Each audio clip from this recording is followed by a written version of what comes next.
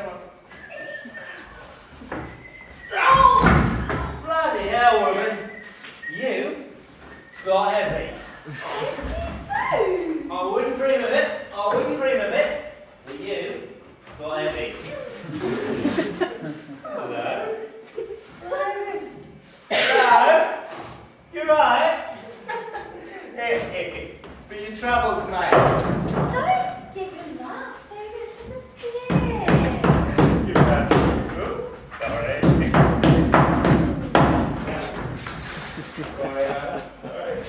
Sorry.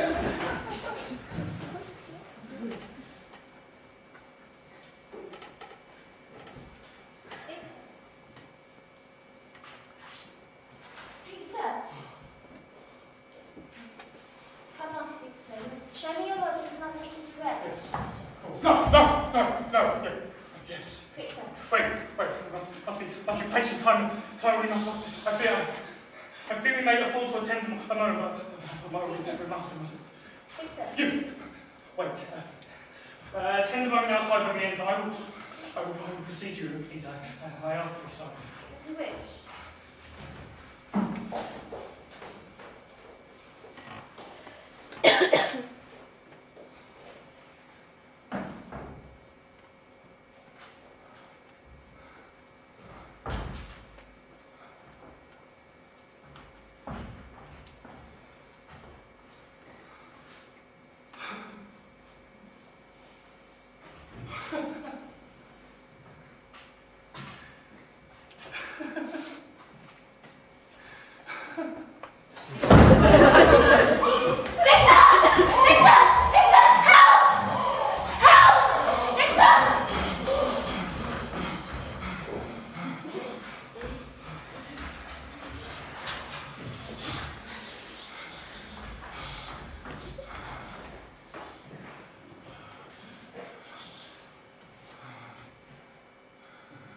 My dearest cousin, you have been ill, very ill, and even the constant letters of our dear kind Justine are not sufficient to reassure me. I only wish I could attend you myself, though I'm sure Justine is more than able and loving enough. She always was a great favourite of yours. Often I recall you remark that if ever you were in an ill humour, one glance from Justine could revive you. She always has been dear to us. A servant in Geneva does not mean the same thing as a servant in France or England. I am confident she will help you recuperate.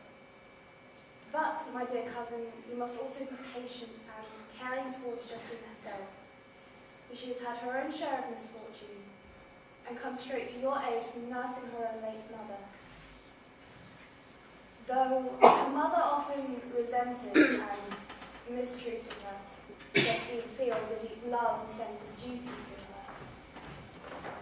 When my dearest aunt died, everyone was too much occupied in their own grief to notice poor Justine, who had attended her illness with the most anxious affection.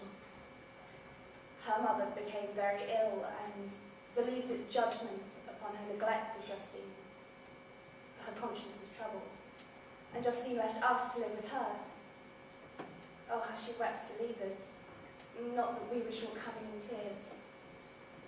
Madame Moritz was still a plague to her daughter, though, would speak of her guilt constantly, smothering her loving daughter. Eventually, the poor woman died, and Justine was left alone. Thankfully, she came back to us. After some time, we all grew concerned about your lack of correspondence. And though your father did not wish to bother you in your work, we felt we should send somebody to see you, and Justine volunteered. I will not bother you with constant requests or demands, but please, look after she who has given so much to us and never asked for recompense. Most importantly, get well and return to us. You will find a happy, cheerful home and friends who love you dearly. Your father's health is vigorous and he asks to see you. I wonder how you may have changed in these past 2 years. Little alteration has taken place since you left us, except the growth of our darling William. Oh, I wish you could see him. He has grown into a beautiful little boy, very tall for his age, with sweet, laughing blue eyes, dark eyelashes, and curling hair. When he smiles, 2 little dimples appear on each cheek, which are rosy with health. He has already had 1 or 2 little wives, but Louisa Byron is his favourite. Now, dear Victor, I dare say you wish to be indulged in a little gossip concerning the good people of Geneva, and I shall do my best to indulge your license. Though I must confess it has indeed been a rather consistent couple of years since your departure. However, I shall endeavour. The pretty Miss Mansfield has already received the congratulatory visits on her approaching marriage. Her ugly sister, Manon, married the rich uncle last autumn. Your favourite schoolfellow, Louis Manuel, has suffered misfortunes during your absence. But he's already recovered his spirits, and he too is married. My trifling occupations take up my time and amuse me. But there's been little change in our home since you left. The blue lake, the snow-clad mountains, they never change. And I think our placid homes and contented hearts are regulated by the same immutable laws. I've written myself into better spirits. But my anxiety returns upon me right, dearest Victor. One word would be a blessing to us. Adieu, my dear cousin. Take care of yourself. And I entreat you to write.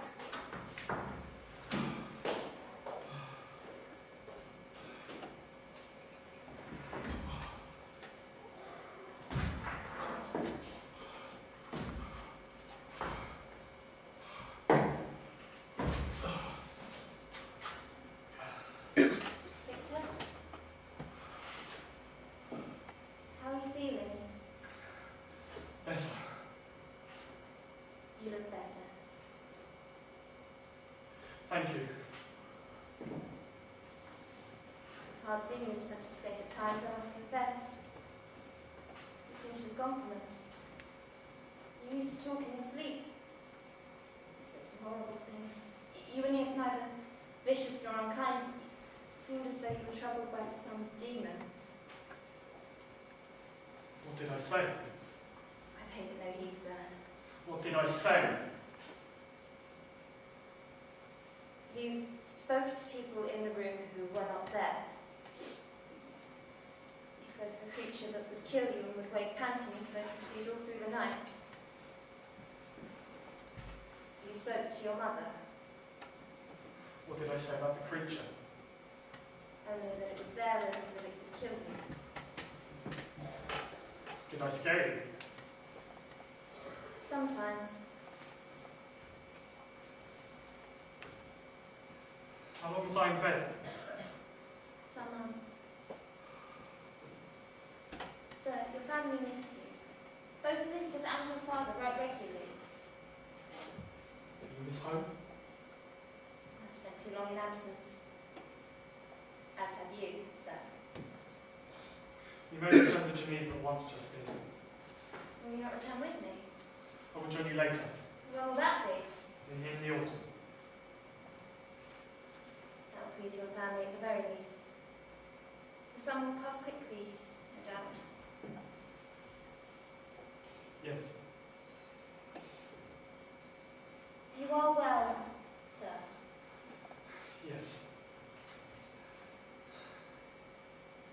Then I am pleased.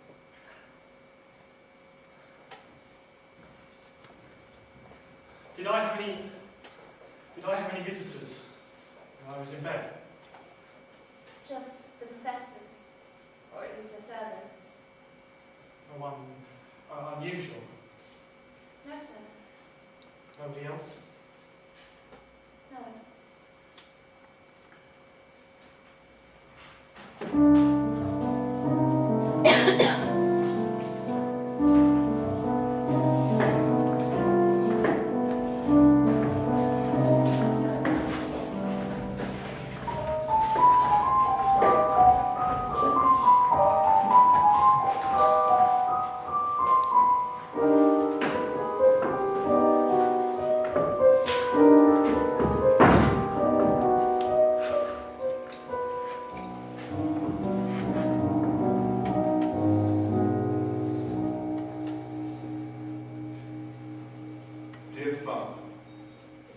you and I are kin in our good spirits.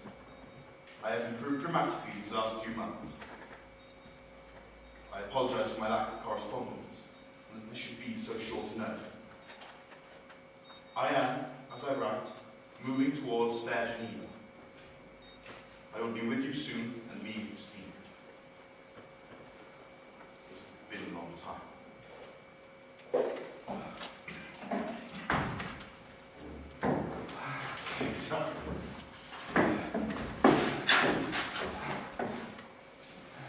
I'm so pleased to see you. Something wrong? Are you unwell? I'm sorry. For what?